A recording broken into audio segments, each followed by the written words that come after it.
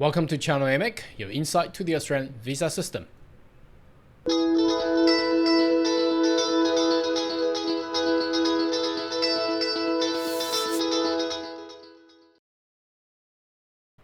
Good day everyone, my name is Carl Young, your online YouTube visa consultant. Are you interested about visa and migrate to Australia? Why don't you consider to subscribe to my channel and turn on a little bell on the side. So once we have all the news and updates, you'll be the first one of getting all the insights. Now in this video, I would like to review what had happened last night, where the Treasurer of the Government of Australia has announced the new budget of 2021 and 22. Now obviously, I'm not going to cover all the economic issue there. Specifically onto the immigration matter. So last night, there's obviously a news came out just in regards to the visa and immigration and border opening for the 2021 and 22, and that's what I wanted to update with you. Now let's jump into that news and let me read them out and explain and how that will and shall that affect your visa upcoming for Australia. Let's have a look. Okay, so this came out from SBS News, as you can see. Now the topic isn't really enticing because it says no increase of migration caps, but government hopes reopen border by mid 2022. Despite of saying mid 22, they is planning for international students to return by the end of 2021, but see how that goes. Now no increase of migration cap basically meant they will stay with the current 160,000 quota for permanent residency. Obviously there's no point of increasing it because 2020 and 21 not even use half of it. Everybody knows what's happening out there now. Obviously the issue in India has caused a little bit of disturbance, and hopefully that everything over there will be soon resolved, but we need to be prepared because we are obviously in an age of very uncertainties here. Now let's go through the contents of this news. So Treasurer Josh Frydenberg has revealed temporary and permanent migrants are expected to begin gradually returning halfway through 2022. Now this means the meaning of 2022 means the financial year of 2021 and 22. So if it's going to be the halfway to the financial year of 21-22, meaning that it's going to be end of this year. So anyway, I think that's a good news for everybody. With the exception of some international students are expected to return this year. So meaning that it's going to be sooner than that. Okay, let's go through this international key point here. International border expected to remain closed until midway through 2022. No changes to Australian migration plan level. So as I said, the 160,000 quota for all the permanent residencies stays the same because obviously last year hasn't even met half of the needs and required quota.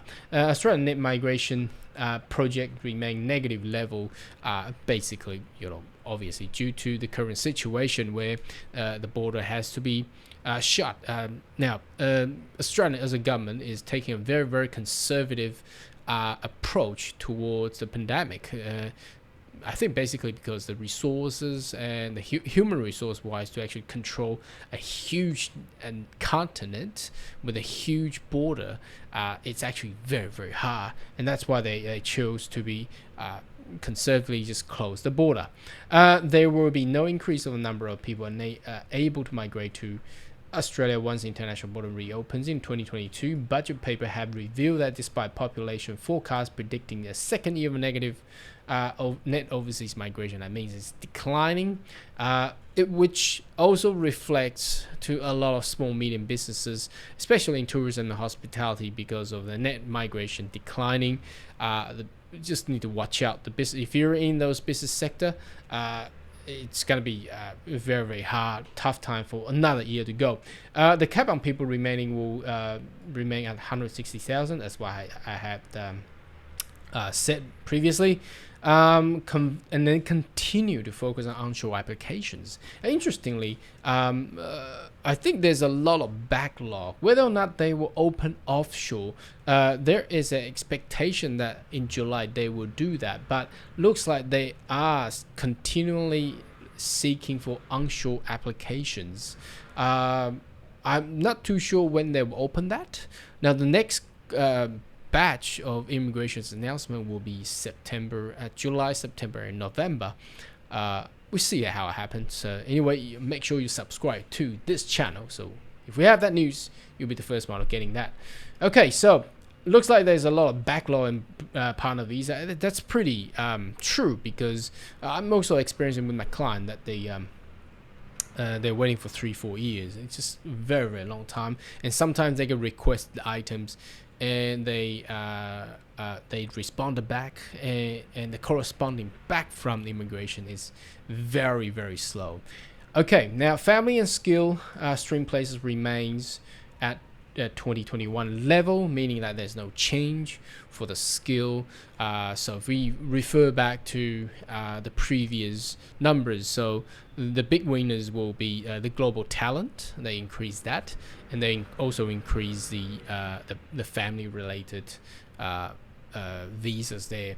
Okay, so and the other one with the graduate international student, the quota will remain the same. That means compared to 2018 and 19, it's almost like half of the places, but it should be enough for people onshore. But offshore, don't know.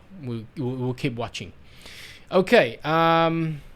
Last year, Australian net overseas migration plunges into negative level, and first time since World War II, due to widespread COVID-19 travel ban and border closure. It estimated suggested that at least another 2 years of the return of pre-pandemic level. So that's talking about the net migration level will return back to what it is back in 2019 for another 2 years. So that means 2023, perhaps.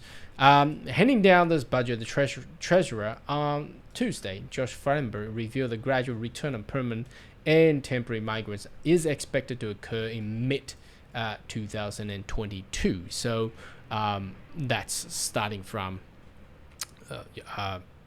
next year, this time, around this time.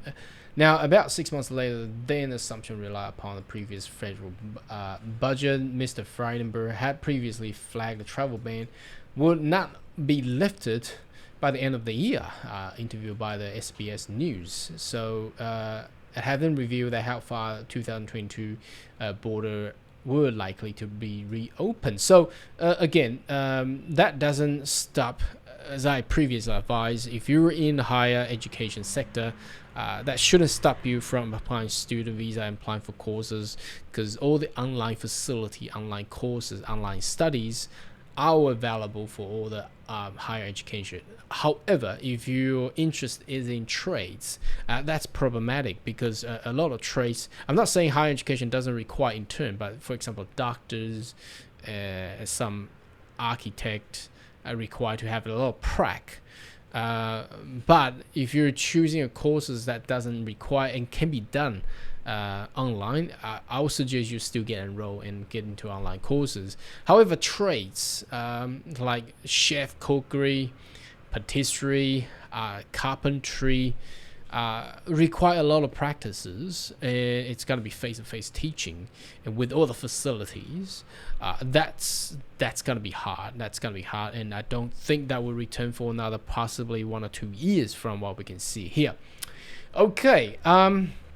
The Finance Minister, Simon Birmingham, said that the government would like to see international border reopen as soon as possible, of course, because the Finance Minister wants the money, but sooner than it's safe to do so. So again, this all depends on the international condition of the pandemic, especially what's going on over in South Asia at the moment, and obviously coming from India. See how that could be contained, and hopefully within a couple months, everything's all returning back and safe. Okay, this assumed delay reopening international border means that net overseas migration will remain lower than previously expected. The net loss of more than 77,000 forecasts of 2021-22 financial year. All right, moving on. The net overseas migration number measured how many people enters to Australia stays more than 12 months. So that including permanent and temporary. So that includes a lot of international students as well. Obviously, international student cannot return. Although there's a lot of states in my previous news and articles and share in this channel, they want the international student back, but it looks like the federal government is not planning to do so. See how that happens. Okay, overseas migration usually accounts for almost 2/3. Now that's a lot. 2/3 of Australian population growth. 2/3. That's a lot. Now losing out 2/3, and that is the reason why I'm saying it's gonna strike on the economy of Australia. You can look at the budget of what the treasurer had announced last night. Basically, it's a big spending. It's all spendings. My question back to the budget is: so where is the earning coming from? If 2/3 of the population is gone, the population growth is gone, that's gonna have a big hit. Anyhow, let's continue to read on. And as far as I'm concerned, there's not much that we can do at this point in time because of the international situation at the moment. It could be another year until overseas migration to hit pre-pandemic level to more than 200,000 people per year. And the government had previously hoped to reopen by the end of 2021 after they had slammed shut everyone but Australian citizen permanent resident from their close family members at the beginning of the pandemic. Experts had previously said the border will not be able to open until most Australians have received their vaccinations. A major assumption of the budget of population-wide vaccine program will be in place at the end of 2021. Now, Prime Minister had promised the vaccination can be done sooner, but it had been delayed. Whether or not by end of the year, that's another question mark, because there has been news came out saying that the vaccination does not work on the current mutated viruses. Especially, I think there's a doctor from USA who had 2 shots of the Pfizer vaccinations, but when he traveled to India and still get contracted, and unfortunately he passed away. So whether or not this vaccine will actually work, and if it doesn't work, would the opening of the border by end of the year again? Should that still be the case? That's question mark. And what do you think? Leave a comment right down below. Okay. Realistically, we're probably not going to get migration back until we have decent vaccination program, safe quarantine program. Now that's again, it's arguable, but what is a safe quarantine program? Especially in Australia, most of contracted issues are coming from the quarantine hotels. Certainly there is a problem from the quarantine system within every single state had that issue. For example, previously that was Western Australia, and obviously the most case came out from Melbourne. So again, the quarantine system is a safe. Do you want to be quarantined in Australia? What do you think? Leave a comment right down below. Okay, migrants are younger and work for longer, and they pay for more tax revenue, so that's why government needs that. And Tuesday's budget revealed a deficit. Here we go, deficit of 161 billion for financial year and 52.7 billion improvement from last year's forecast. Now, deficit basically means not really good, and you need to find a way to get those money back. Anyway, what do you think of the budget 2021-22? Why don't you leave a comment right down below, and I see you in the next video. Goodbye.